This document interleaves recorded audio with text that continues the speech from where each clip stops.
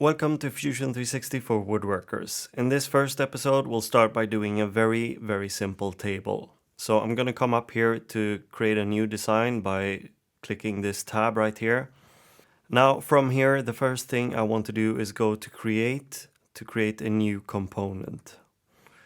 And that component is going to hold all our bodies and sketches. I'm going to go ahead and name this table and then click OK. Next thing I want to do is create a sketch. So I'm going to click this icon right here, or I can come to the create menu to create sketch. And to choose the face I'm going to work on, I like to think of it in terms of where I'll be putting the pieces. So I'll be putting a table on this face right here, and I'm going to draw it from the top. So then I'll choose this face. If I were to draw it from the side, I would choose another side face. So let's go here, and we want to create the tabletop to begin with. And I can use the line tool, of course, but it's much easier using the rectangle. So I'm going to click that, or R on the keyboard. Now it's going to snap onto the center, so I'll start from there and I'll just click and drag. Now I can define the size of my rectangle. So I'm going to write 550 millimeters, and then I'll hit tab and write 550 there as well. And then I can just click enter. Now if I zoom out, I pinch with 2 fingers, I'll see my newly created rectangle.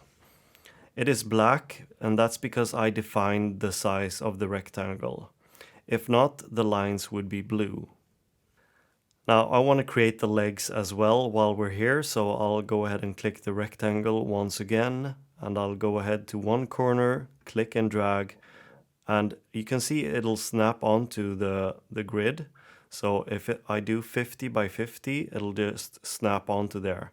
So if I click now, I haven't defined the size of the legs, and that's why they are blue. If I go to the next corner and do the same, but instead I write 50, tab 50, and hit enter, my lines will be blue, and that's because I defined them. So if I were to try to drag these, I can't. Now since these are blue, I can actually drag them around. So another way to define the size afterwards is to click the D button on the keyboard, and it'll bring out this dimension tool, and I can hit 50 right here. And I can do the same for the other face, and I'll say 50 right there as well. And now as you can see, they're all turned black. And we'll have use of that later on in this series. So I'll do the same here, 50 by 50. And here in the last corner as well. So now the design or the sketch phase is basically done for this project. So I can go ahead and hit finish sketch right here. Now what I want to do is create my 3D object, because if I orbit around right now, you can see it's just a flat sketch. So to extrude this, I'm going to hit E on the keyboard, or I can come to the create menu and choose extrude from there. And then I'll go ahead and select all the leg pieces, because that's where I'll be starting. And I want the leg pieces to be 450 millimeters. So I'll go ahead and write 450. Now if I orbit around before I do anything else, I can see that my legs are going upwards, and I want them to go the other way around. So if I change the number from 450 to negative 450, you can see that the legs are now going down. Now in this extrude menu, it says new body right now, and that's what I want to create. So I'll just go ahead and click OK. Now as you can see, the sketch has disappeared on us. But if we go over to the browser, we can expand our component that we created, and we can see now that it houses all of our leg bodies, but it also houses our sketches, and it's hidden the first sketch we did, so we can go ahead and activate that again. Now I want to extrude the tabletop as well, so I'll hit E on the keyboard once again. I'll select all of the faces, because now I want the leg pieces as well. And I want the tabletop to be 45 millimeters, so I'll go ahead and write 45. Now in the extrude menu, you can see it says join, because it is sensing that this is joined to the legs. But we want to create a new body. So I'll click here and select new body, and then I can hit OK. Now I can go ahead and hide my sketch again. And as you can see now, we've created a very, very basic table.